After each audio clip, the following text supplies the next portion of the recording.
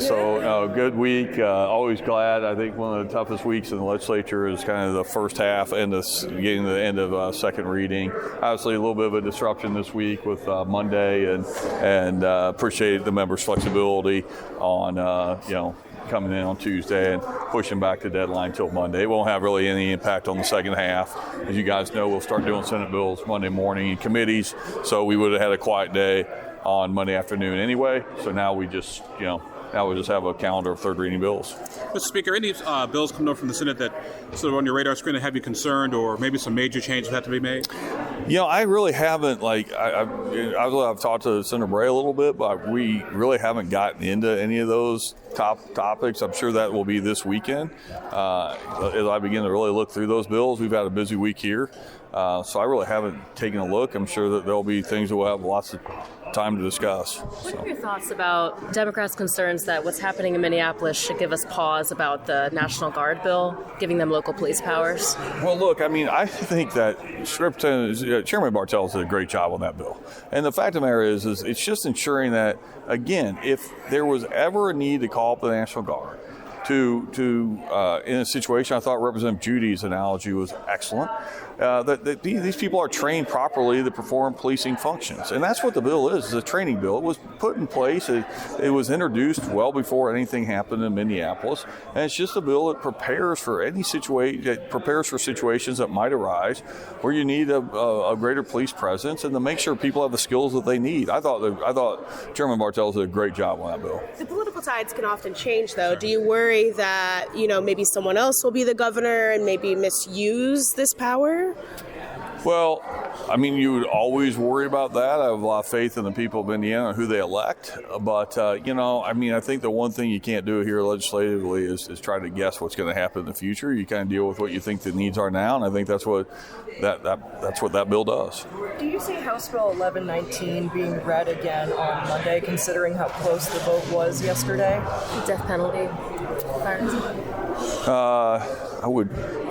You'll see that probably the next hour. I got to make a decision on that. So.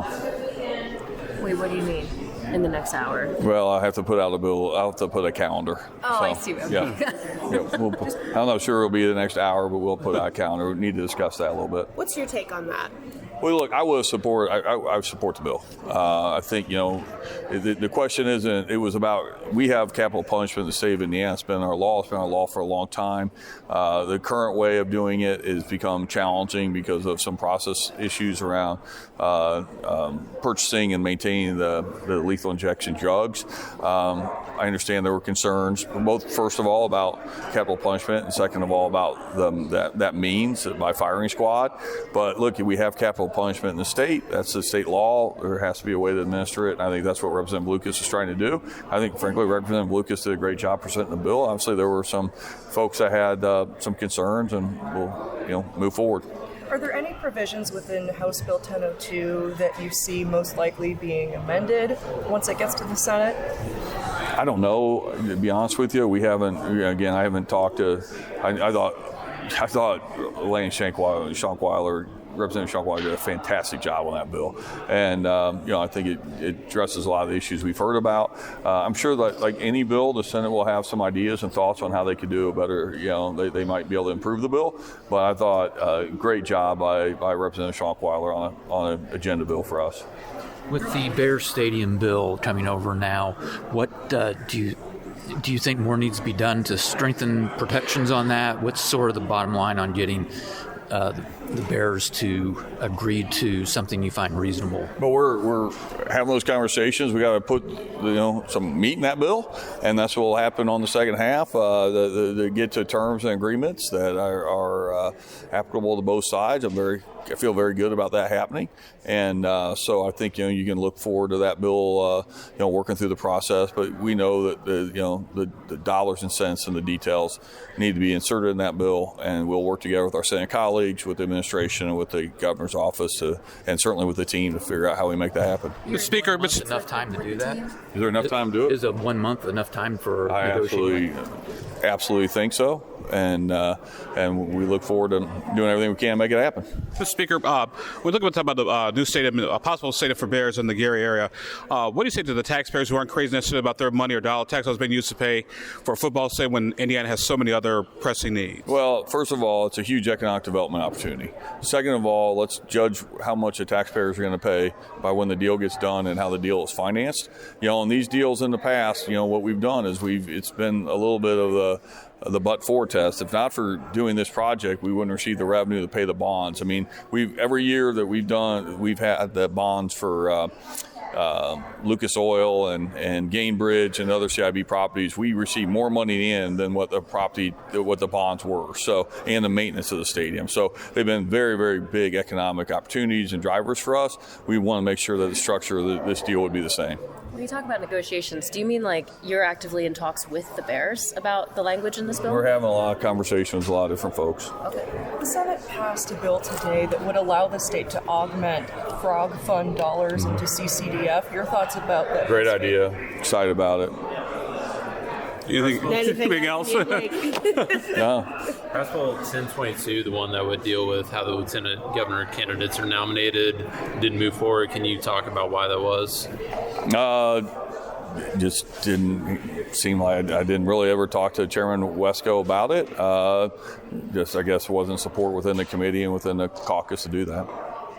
Expect anything on data centers between now and the end of session? In what way? I think you asked me this question last week. I'm asking it again. Do you have concerns about data centers? I look at data centers as an economic development opportunity. It has to be in the right place for the community to support. I also think, just to say you're against them, I think is an irresponsible kind of place to begin the conversation. I think we should all learn more about it, learn what the concerns are. But look, they've got a huge economic development opportunity. They bring lots of tax dollars to local communities. They help reduce long-term utility rates. So, I think I just want people to have honest conversations about determine their own opinions on it. I think right now it's a lot of concerns I'm not sure are fully warranted. There was a discussion today about the changes made to the IU Board of Trustees. Yeah. And Representative Delaney was saying something about how there's no one really to take ownership of that because it was added to the budget last minute. You were involved in those budget If you're looking for somebody to take ownership of all the great things going on at Indiana University, I am your guy. I will happily do it, and I'm sure about 100 other people in the legislature would do it. Look, I think Pam Whitten has done a phenomenal job at IU, and I'm not just talking about the fact of what's happened in the last week and last few months in football. I think she's been outstanding. She's done an outstanding job. I think there are a lot of us, and I'm a big fan of the president. I think the appropriateness of that board is being appointed by the governor, where there's a selection process. When the alumni votes, it was such a small percentage of alumni vote. We've got terrific members, terrific president. I love all the momentum at IU and at Purdue too. And if somebody's looking for ownership of that language, sign me up.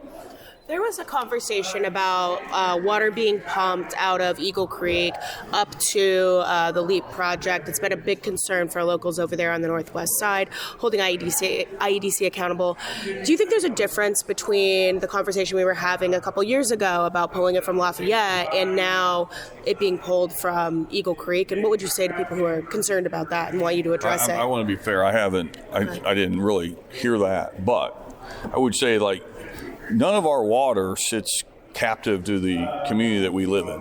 And, water is a shared resource, and it is oftentimes moved around from community to community from where the water resides. And the good news in Indiana is we have plenty of water. We've had multiple studies say we have plenty of water. Sometimes it's not always conveniently located to where it is needed. And then you have to make the investments to move that water where it needs to go. But I think that, there's been a lot of water plans done at the state level, at local levels. I think every one has turned out to be be positive. And so, yes, there is water that gets moved around, but the aquifers are strong. And look, I think the greatest concern has been within the agricultural community, and we're an agricultural state. We want to always make sure we recognize that. But I feel really good about where we are from water positioning. And again, like sometimes it's just like we've got to, sometimes you have to pay to move the water where you need it. All right, last one. Representative Delaney's original resolution calling for a legislative investigation into the IEDC isn't moving forward in the House. What was the rationale behind that decision? Is this a timing issue? Is there an appetite for the House to maybe look into this issue next year when there's more time to do so? Well, look, I mean, it got assigned to committee, which is what a resolution like that would do. And there's not I want to be fair, a resolution like that won't, can be heard at any time in a committee. But look, as I thought somebody made a comment today, we have multiple, the governor's done a study, the governor's made changes that he felt like were appropriate. The Ways and Means and the state budget, we appropriate the money for IDC. I think IDC is far more of a success story than if you look at the billions, and you look at what's happened to GDP in Indiana. IEDC over the last handful of years was a key driver in all that. So look, we want to make sure there's the right reforms, but we don't want to slow momentum. And I think we're handling that appropriately. Thank you. Thank you guys. Appreciate it.